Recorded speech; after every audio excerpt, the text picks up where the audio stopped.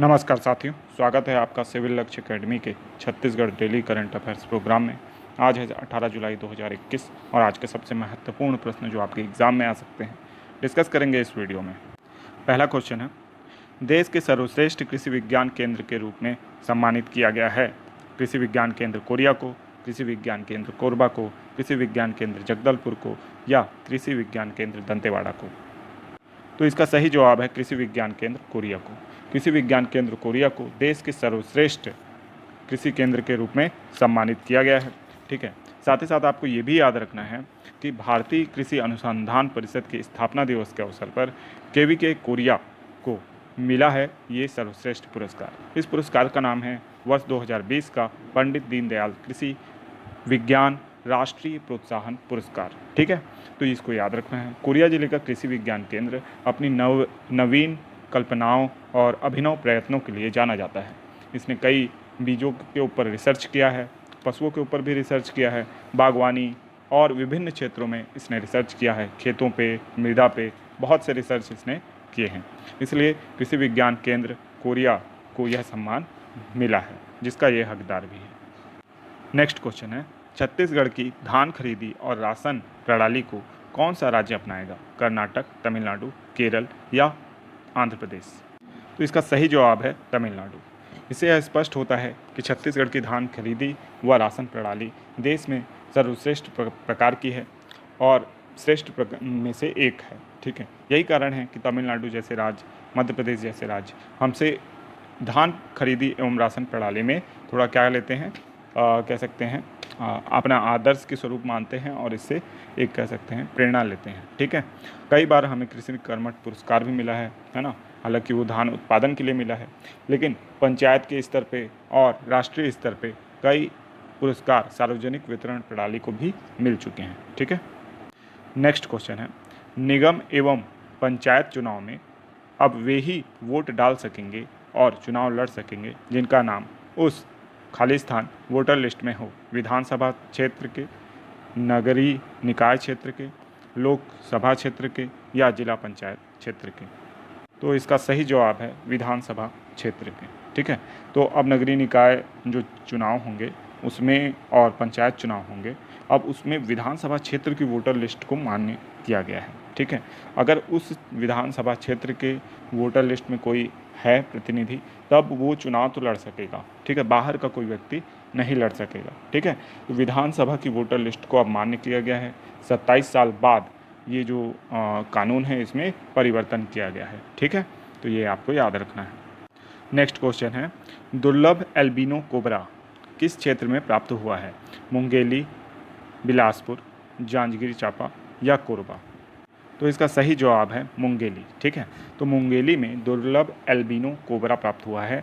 यह सफ़ेद रंग या थोड़ा लाइट कलर का, लाइट क्रीम कलर का कोबरा होता है। ठीक है, सामान्यतः जेनेटिक डिसऑर्डर के कारण एल्बिनो कोबरा जो सामान्य कोबरों में से ही एक बन जाता है। ठीक है, जेनेटिक डिसऑर्डर हो जाता है इनको, तो इनका जो मिलेनिन है या पिगमेंट है वो पूरी तरीके से चेंज हो जाता है, या ये श्वेत हो जाते हैं या किसी क्रीम कलर के हो जाते हैं, है ना, सिंपल वन कलर में हो जाते हैं। जबकि कोबरा आप जानते हैं थोड़ा सा उसमें धारियाँ होती हैं, है ना, लंबा सांप होता है।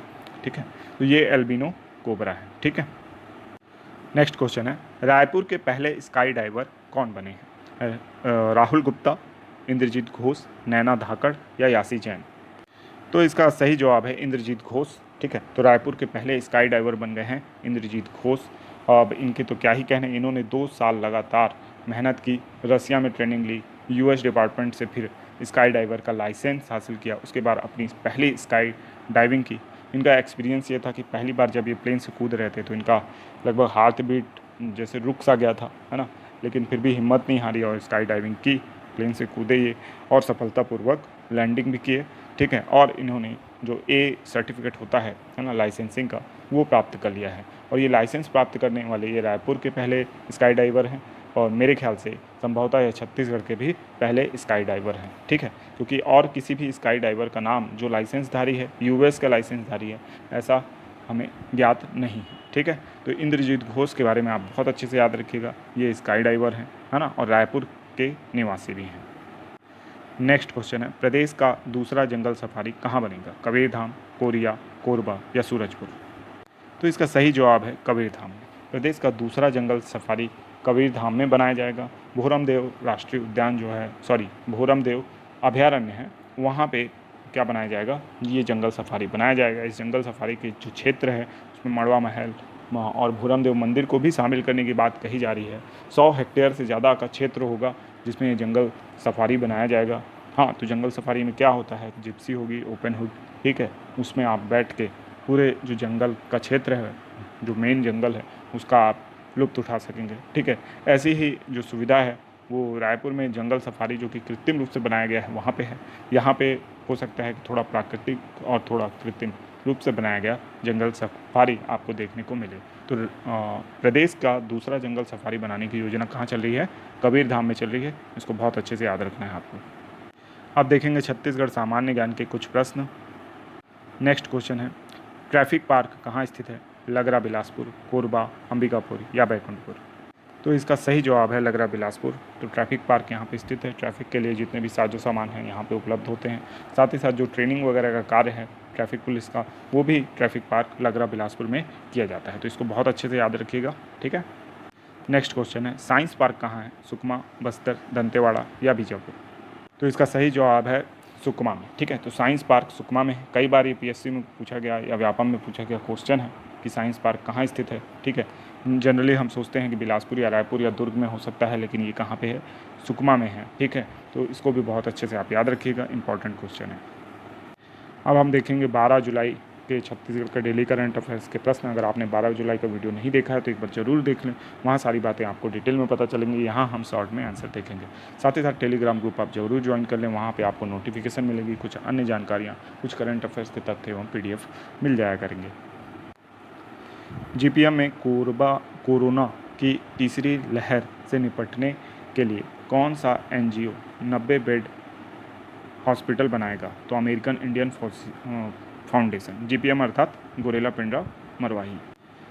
सरकार ने 39 लाख ग्रामीण परिवारों को किस वर्ष तक नल द्वारा शुद्ध पेयजल आपूर्ति का लक्ष्य रखा है। तो 2023 तक। छत्तीसगढ़ राज्य ताइक्वांडो संघ के अध्यक्ष कौन बने हैं। तो मनोज भेवगड़े। वन औषधि एवं पादप विकास बोर्ड के वर्तमान अध्यक्ष कौन हैं। तो बालकृष्ण पाठक। अब आप लोगों के लिए होमवर्क प्रश्न है, छत्तीसगढ़ श्रम कल्याण मंडल के अध्यक्ष कौन हैं। सफ़ी अहमद, बालकृष्ण पाठक, मनोज शर्मा या इनमें से कोई नहीं। नेक्स्ट क्वेश्चन है, अंबिकापुर मेडिकल कॉलेज का नामकरण किसके नाम पर किया गया है। रामानुज प्रताप सिंह देव, डॉक्टर रामचंद्र सिंह देव, स्वर्गीय देवेंद्र कुमारी सिंह देव या राजा बालन सिंह देव, ठीक है। तो उम्मीद है ये वीडियो आपको पसंद आया होगा। अगर ये वीडियो आपको पसंद आया तो इसे लाइक करें, चैनल को सब्सक्राइब करें, वीडियो को शेयर करें, साथ ही साथ बेल आइकन का बटन भी हिट करें। धन्यवाद, आपका दिन शुभ हो।